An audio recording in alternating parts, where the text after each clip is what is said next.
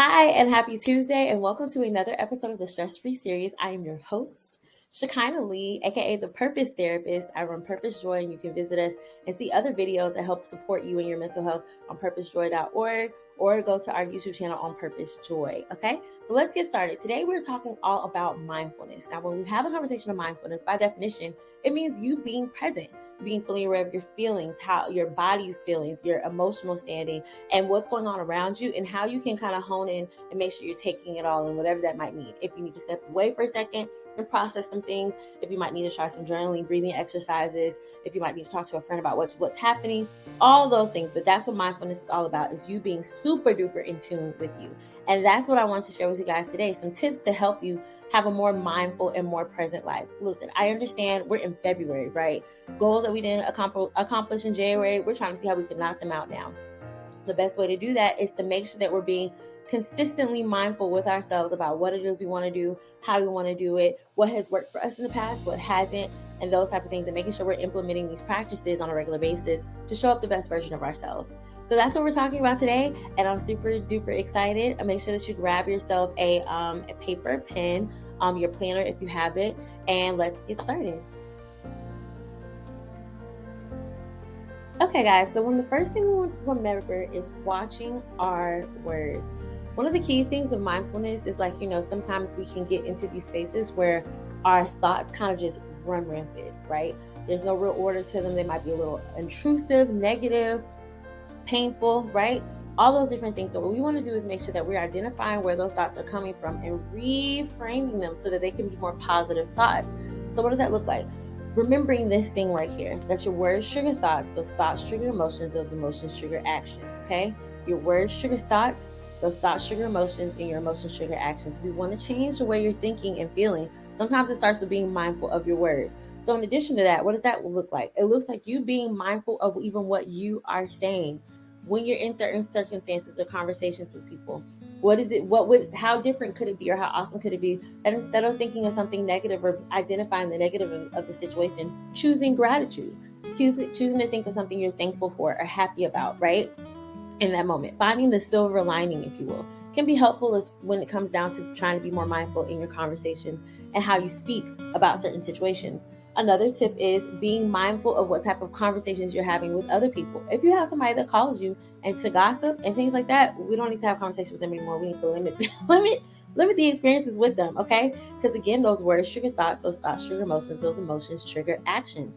We want to have more control over what our mind is saying, and that means having more control over the words that we are saying ourselves and hearing. So when things do get rough or things do feel a little overwhelming, what can we do? Well, I got a couple of tips for you. Number one, affirmations. Taking time to affirm yourself, whether that means you saying, I am smart, or I am going to have a great day today. I am in happy and healthy relationships. I am whole. Things like that.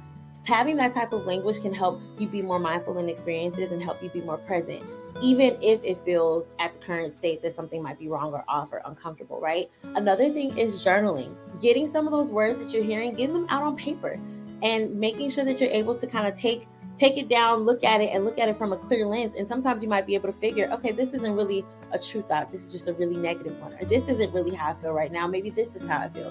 Having the opportunity to get things out of the washing machine of your brain and get it onto paper so you can see it with a new sense of clarity. Okay? So those are some ways that you can start being mindful as it relates to your words. Being careful to identify what you're saying yourself, being mindful of what you're hearing, and then whenever you feel yourself feeling overwhelmed with words or what you want to say about a thing, you writing that thing down, and it can help you be a lot more present and help you be a lot more aware of what you need to do or what you might need. Okay? Okay, so another awesome way to stay mindful is with physical activity.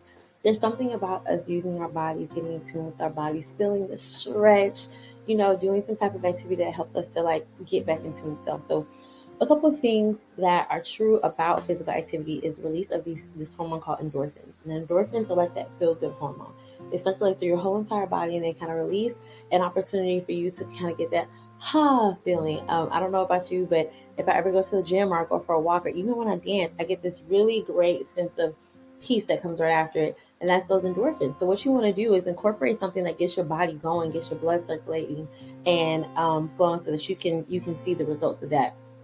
So some examples for that might be simply going to go walk, taking your dog out for a walk, you yourself going to go walk with a partner, going to stretch outside, putting your feet in the grass. All those things are helpful to kind of getting you to be doing some type of physical activity, getting active, and feeling how outside feels. Also, a great tool as relates to outside and physical activity is the vitamin D.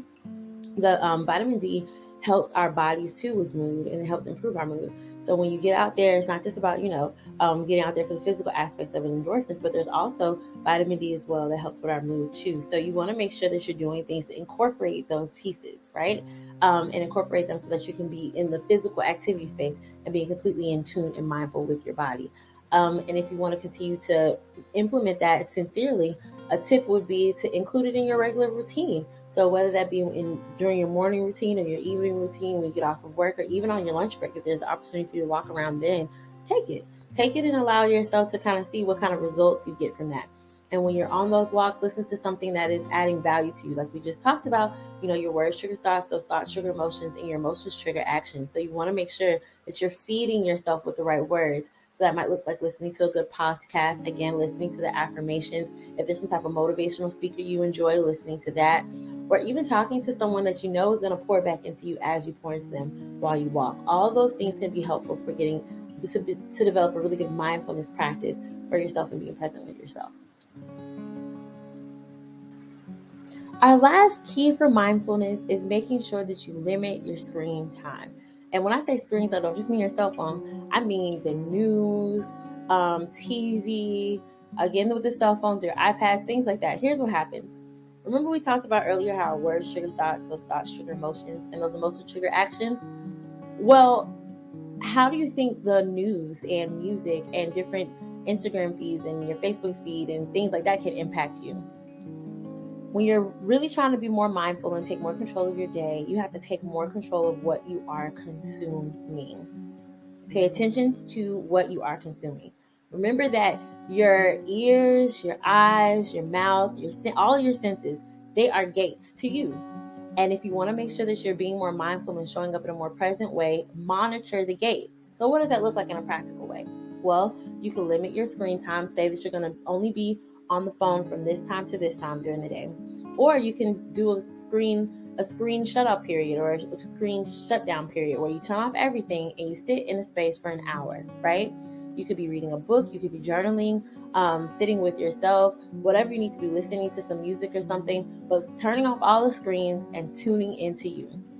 And it can help you to have a more present and a more fulfilled day. Listen, I understand, that we live with these things in our hands, right? Our phones are in our hands or in our pocket, by our hip at all times.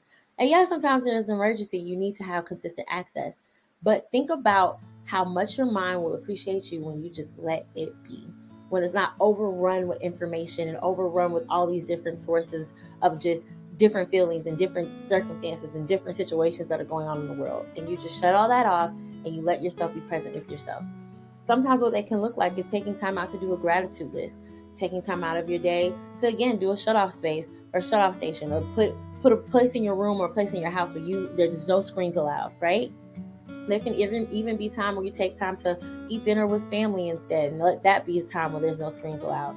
Be really, really intentional about how you can separate yourself and focus back on yourself on a consistent basis, and allow yourself the time to just be without all the extra outside noise.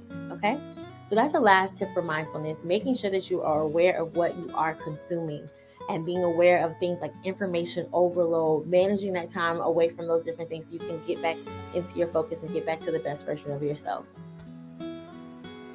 So this concludes our conversation on mindfulness. I hope the different concepts that we talked about today are helpful for you and able to encourage you to live a mindful and more in tune life. I'll see you guys next time and have a phenomenal day. Again, this was Shekinah, aka the Purpose Therapist. Bye.